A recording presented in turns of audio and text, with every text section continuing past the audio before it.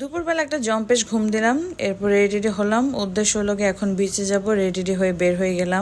আর আমাদের টার্গেট হলো গিয়ে আমরা অবশ্যই কলাতলি বিচের দিকেই যাব, কারণ সুগন্ধা বিচ, লাবণী বিচ এগুলোতে অনেক ভিড় থাকে।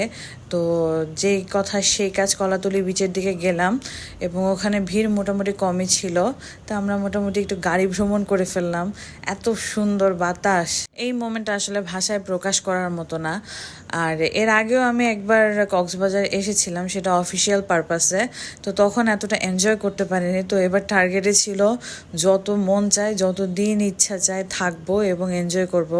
আর সাগর আমার সবসময় অনেক বেশি প্রিয়, বিশেষ করে সমুদ্রের পানিতে যখন পা ভিজায় সেই অনুভূতিটা আসলে ভাষায় প্রকাশ করার মতো না।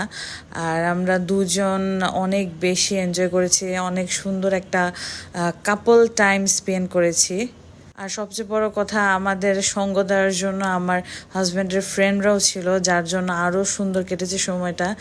ধীরে ধীরে সূর্যাস্তের সময় নেমে আসলো, আর এই সময় দেখা যাচ্ছে ভিড় ক্রমশ বাড়ছেই। আর এই মোমেন্টটা অনেক বেশি স্পেশাল আমার জন্য। সাগরের ঢেউ দেখতে দেখতে সন্ধেও নেমে এলো এবং মানুষের ভিড়ও বাড়তে থাকলো।